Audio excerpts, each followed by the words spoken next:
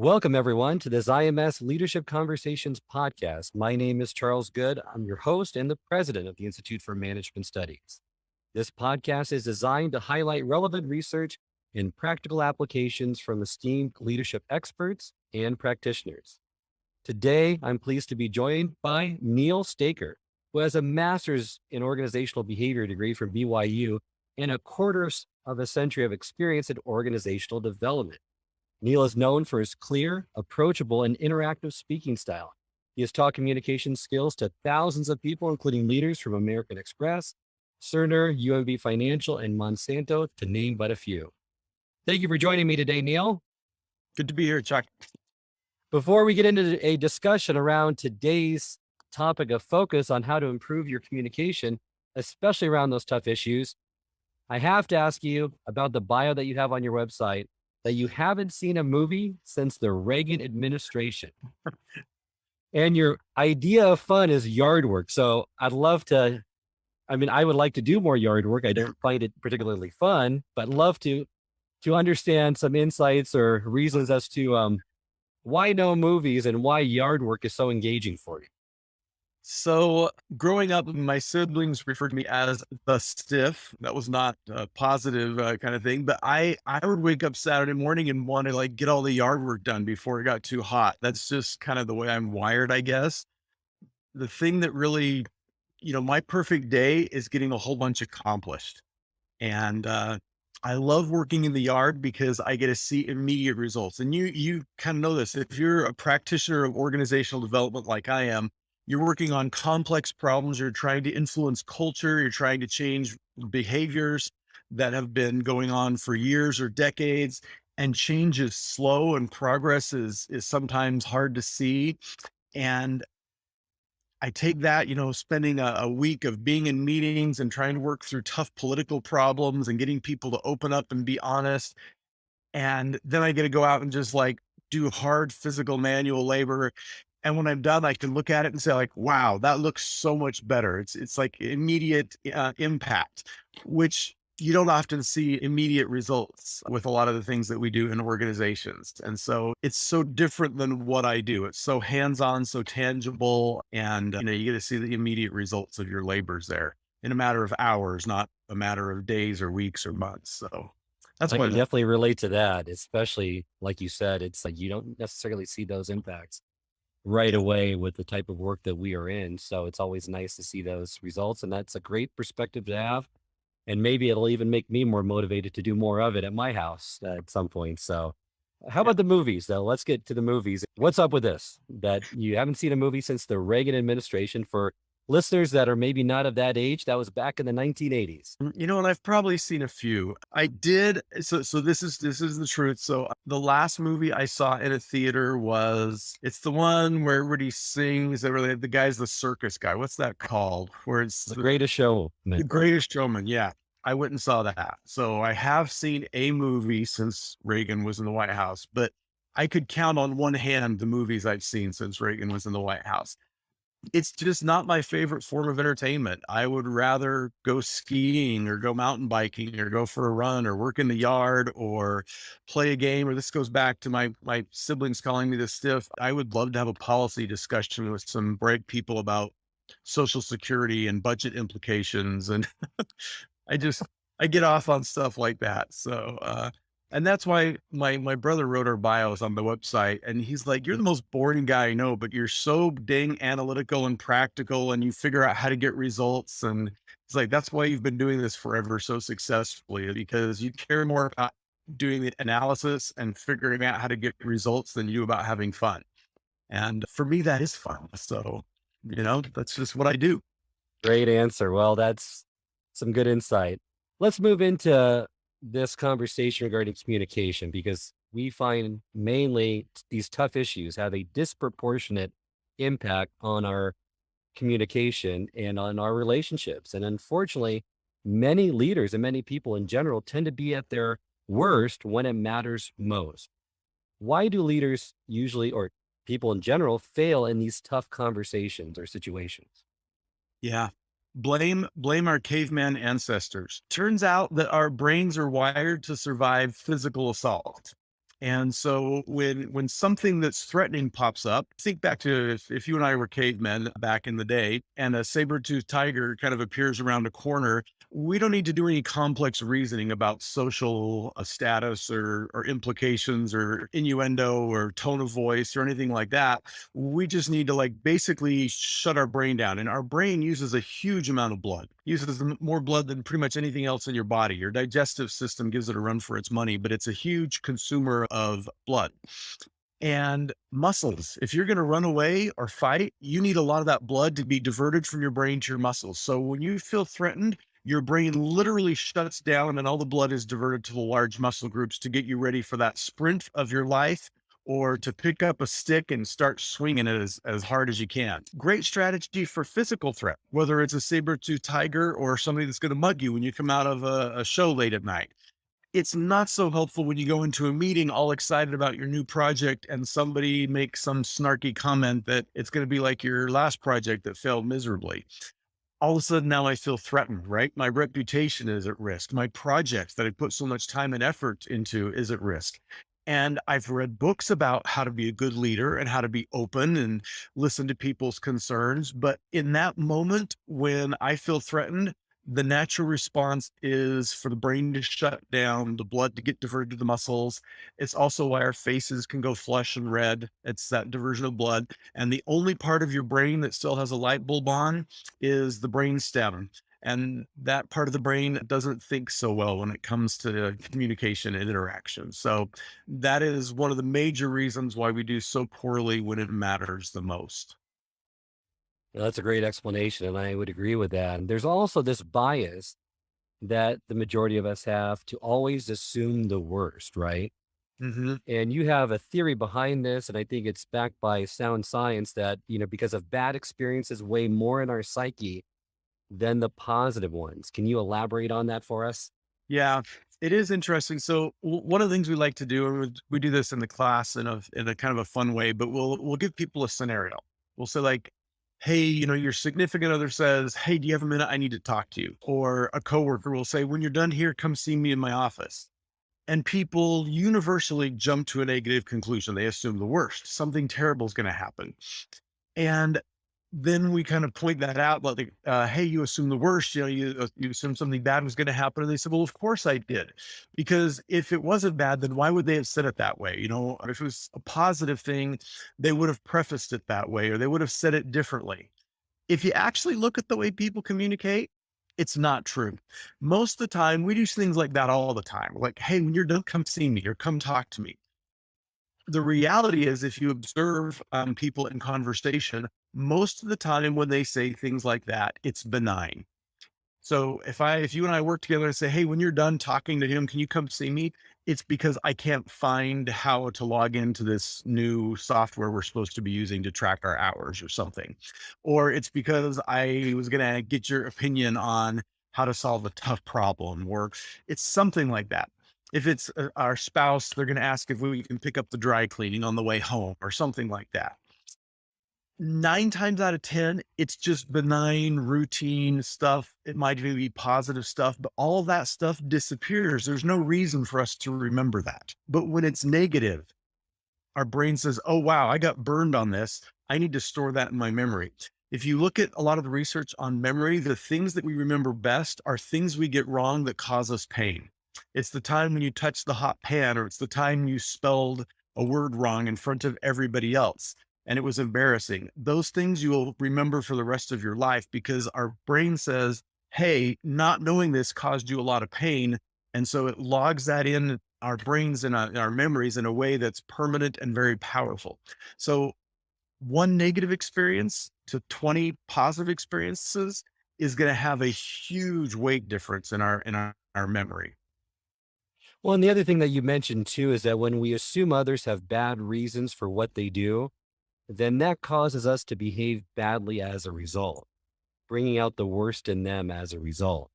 So, a more reasonable approach, right, would be, what if we jump to a positive conclusion?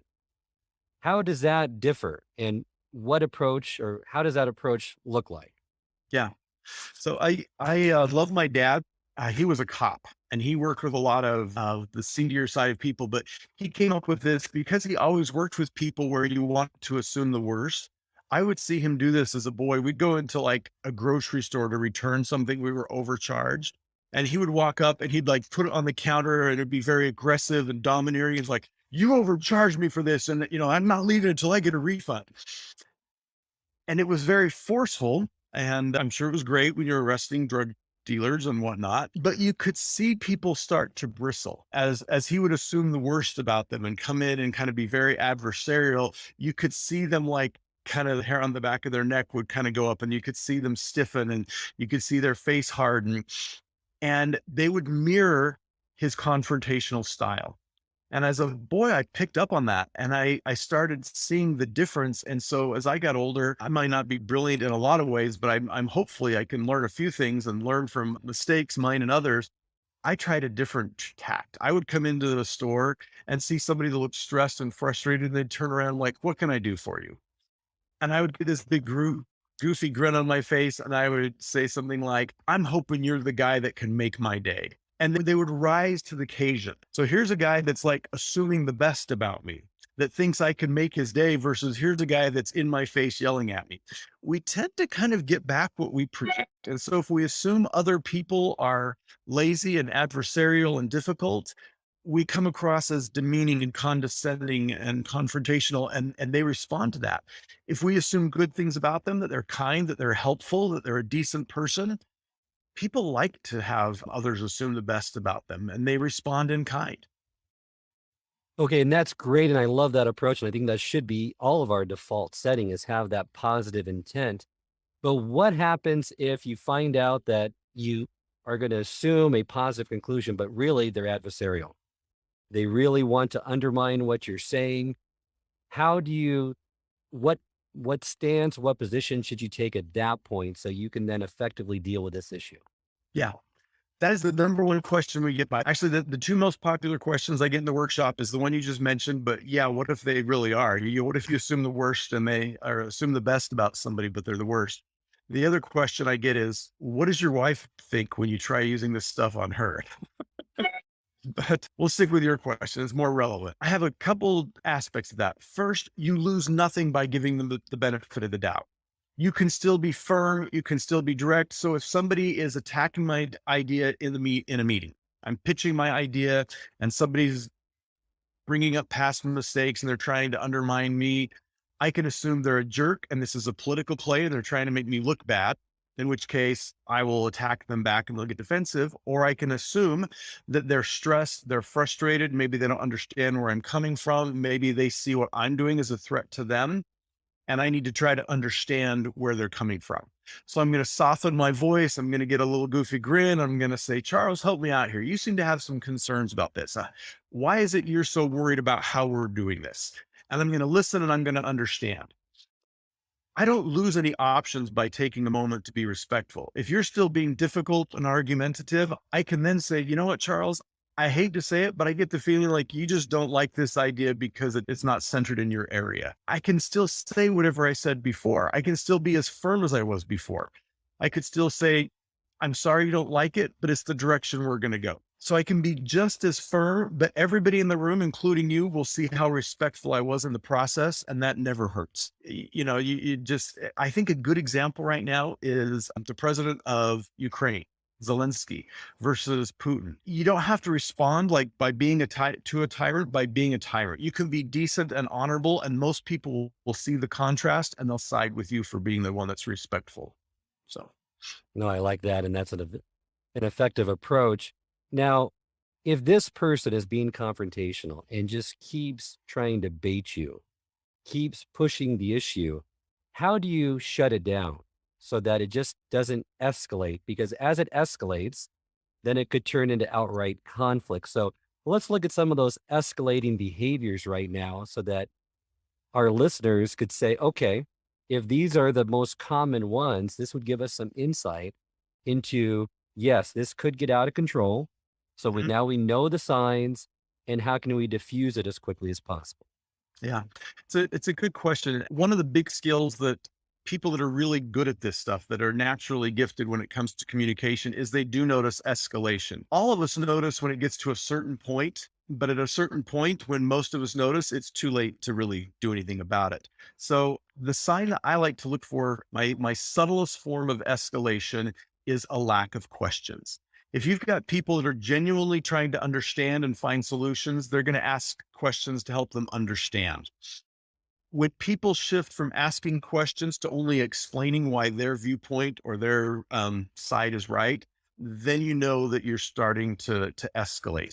And then the language becomes more forceful. You start hearing some obvious ones like, well, yeah, but, and they're going to interrupt each other. You're also going to hear some things like, well, everybody knows that. And you always say that. So you're going to start hearing some absolutes, and it might even escalate to labeling. That's an optimistic assessment, or you're not foolish enough to believe those numbers, are you? Now I'm starting to kind of impugn your character, your mental ability. And so it tends to escalate through a series of a lack of questions to forceful, convincing language, and all the way up to labels, where we're labeling people's ideas and ultimately labeling them themselves. So the sooner you notice, the better. Once you do notice, the best thing is just to go public with it. One of the best examples I ever saw, we kind of have this phrase that we like to use, that if you name the game, you don't have to play it. So we actually saw somebody that was known as being really aggressive and kind of a bully in the organization. They were talking in a hallway and he started leaning in, and he was a big guy and he was leaning in on this little guy. And the little guy said, you know, as we're talking, you're leaning in towards me and you're a lot taller than I am. It almost looks like you're trying to intimidate me by your size. What does the big guy do? Oh, I'm sorry. And he steps back. If you name the game, you don't have to play it. So if it starts escalating and you kind of do a timeout, you say, guys, we need to stop here. It's like, I'm seeing people that a minute ago we were asking honest questions, and now we're using words like it's obvious that, and everybody knows. And I'm as guilty of this as anybody else, but this path doesn't take us anywhere. Let's take a step back. We can agree to find something that works for all of us, or at least to try to understand where we're coming from. It does wonders when you just go public with that statement to shift the whole focus of the conversation and to help everybody else's emotions. Because we talked earlier about that fight or flight response with the tiger. It takes that away. And all of a sudden, everybody kind of takes a deep breath. The blood comes back into the brain. They start thinking a little bit more clearly, and we're back on track. I love that because it starts out with those lack of questions. It turns into more controlling language. They talk more in absolutes. They might even label, use sarcasm, use threats. So if you don't identify it early enough to curtail it, to diffuse it, and it gets to that point, is there any in the moment strategy? Because I always like to differentiate between preventative strategies versus in the moment strategies. So Mhm. people have both types of tools that they can use. So in the moment, it's gotten to that level where it's now sarcasm. What they're saying is dripping with sarcasm. They're threatening. What would be a good script? Because I find that leaders a lot of times in these tough situations need effective scripts Yeah. because in the moment they bumble their words. They don't know how to say it. They get themselves into deeper trouble. But if they can plan on using a certain script or at least parts of a script, that seems to help. Yeah, you're right. So, in fact, sometimes we jokingly say that at the end of a workshop, we've created more guilt than change, because you're aware now of all the things you're doing wrong, but that doesn't mean you can immediately get them right. There is a learning. You'll get some right immediately. Others you're going to keep getting wrong. And you'll have to keep working on until you get to where you're preventing them. The simplest thing to do is just a genuine, immediate apology. And it doesn't have to be fancy. It doesn't have to be articulate. It just needs to come from the heart. And that's something I've used myself. I use it in work settings. I use it in home settings where you find yourself that you kind of blew it. And sometimes I do it in the moment. Sometimes it's even, for me, it's often 5 minutes later. I think about 5 minutes is about how long it takes for me to get the blood back up to the brain. And I start thinking about all the things that I could have said and should have said and didn't say, and how I should have done it differently. Almost universally, I can still go back and apologize. So I can still walk down the hall, tap on somebody's door and say, you know what? I got carried away. I was pushing so hard for my thing. I was totally dismissing your point of view. I wasn't really listening. I wasn't trying to understand. I wasn't trying to accommodate. I just wanted to win. And I'm sorry about that. The big thing when you apologize is don't try to rationalize why you behaved badly. It makes it sound like you're not really sorry. If you're rationalizing a reason why, just tell them what you did wrong and that it was wrong and that you're sorry. And a good apology, and it works great in the moment. It works great 5 minutes later. It works great 5 weeks later. It's never too late to apologize. That's great advice. I found it to be very effective in my personal experiences. Keep them short, make sure that you convey the right point, and then shut up. Don't keep, like you said, rationalizing it where it minimizes it Mhm. at some point. So Yeah. how are we able to identify some of our communication weaknesses?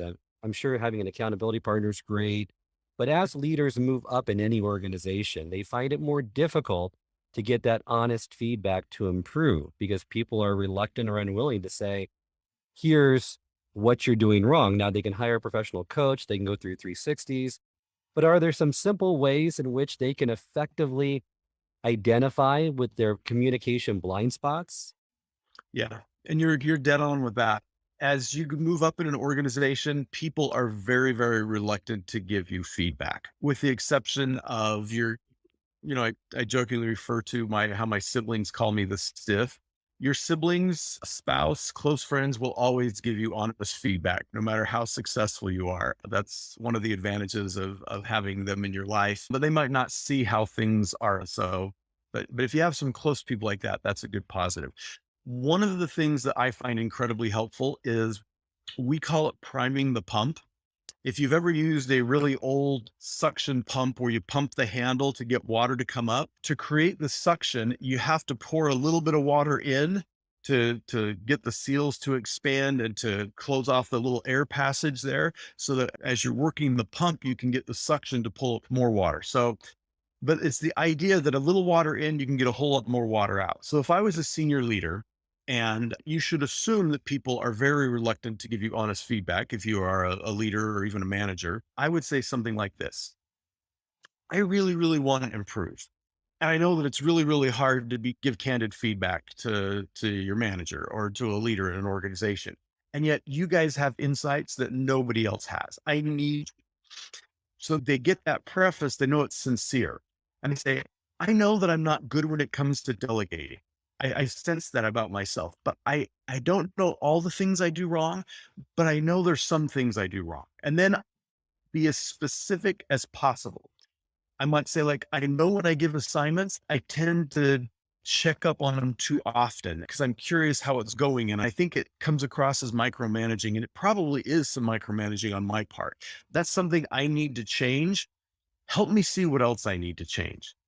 And can you give me some examples of when I've done that and it's been bad? And can you give me some examples of when I've done it and it's been good?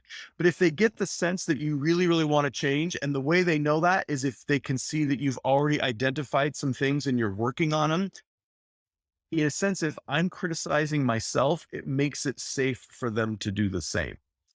Now, that's still kind of scarier than 360 feedback, anonymous feedback, but my experience, it's hard to get qualitative feedback anonymously.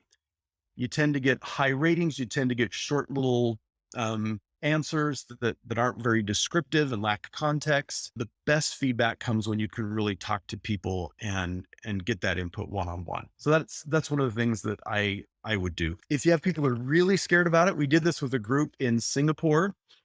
We had the leaders send up just like I said, but then people texted in their answers and they texted them to a third party person, a facilitator. And then the facilitator would say, this person says, but the leader didn't know who in the room was sharing the feedback because it was all being routed through the facilitator. So in a sense, that's like an anonymous 360, but the big plus was it let the leader ask real-time clarifying questions. Like, wow, so I've done that in a meeting. Can anybody here tell me like what it sounded like? And then they can text that in. So that was kind of an innovative approach, but that worked really well for that particular team. I love making it specific, making it in a specific area so that they feel more comfortable in sharing. Where does trust play in this all? I assume that if you want to get feedback, you got to trust their motives, right? You only going to go to individuals in which you think they're going to give you honest feedback, but that level of trust has to be there to begin with, because you don't want to give them even more weapons, right, to use against you. Yeah. Well, I think the trust goes both ways. And I think sometimes we miss that. We think to get feedback, you need trust, but to give feedback, you need a lot of trust. In fact, we surveyed people. We said, which makes you more nervous, getting feedback or giving it? For the vast majority of people, giving feedback is much more nerve wracking than receiving it. We just, and so that's why there's a lack of it. Most people are starved by feedback. One of the things I like to do is I ask people when I had a workshop, I'm like, think about a time when you got really helpful feedback. How many of you, hands go up, and then I'm like, how long ago was it? And almost universally, it's like 7 years ago or 3 years ago. I'm like, have you got any good feedback since then? And people are like, yeah, not so much. People are starving for good feedback, and trust is a huge part of that.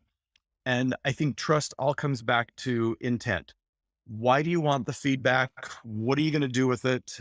Why are you giving it to me? We've got to get the intent right. We like to say intent before content. So before you get into the content of the feedback, it's really good to clarify the intent. Why am I giving it to you? Why do I want it from you? What am I going to do with it? It's always good to clarify that up front. And that's great. And you're right.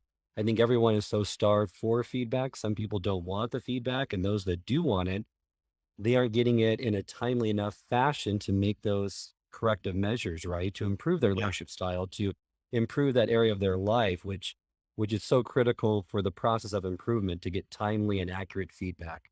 Yeah.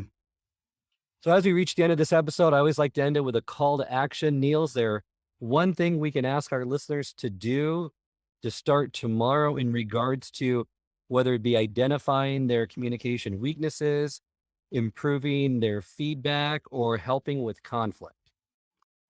So the big thing I would challenge people to do is to share their good intentions. That it's the one I ended with, intent before content. We have no idea how often people are nervous about what we bring up. We like to do a little experiment where we have people send a text message to a good friend where it just says like, hey, what does your day look like? I need to talk to you. And it's to a good friend. And then the person usually replies back and says, I'm free after 3 or something like that. And then we say, follow that with a second text that says, were you nervous? Universally, people are like, oh yes, I was paranoid. I thought you were mad at me, or I thought there was a big problem. We don't realize how worried people are about communication. And it all comes down to intent. If we're clear about what our intent is, our motive, why we want to talk up front, it helps people be at ease. I think if there's one simple thing we could do that would have a big impact, it would just be to clarify your intent up front anytime you get into a conversation with somebody. I couldn't agree with you more. Thank you, Neil, for joining us today. Let our listeners know how they can reach out and connect. I think the best way to connect with me is actually through the IMS content. I've got some great videos on there. I've got a workshop coming up. I'm also on LinkedIn. If they want to reach out to me there, they can contact me that way. And of course, we've got our website, collaborants.com, and lots of good ways, I guess, to get in touch with me. Great. Thank you for joining me today, Neil. This concludes this episode of the IMS Leadership Conversations podcast. You can send us your feedback at info@ims-online.com. If you'd like to subscribe to this podcast, it can be found on both Apple and Spotify. It can also be accessed on the Institute for Management Studies website at ims-online.com. Until next time, remember, it's not what you know that makes a difference, but what you do consistently.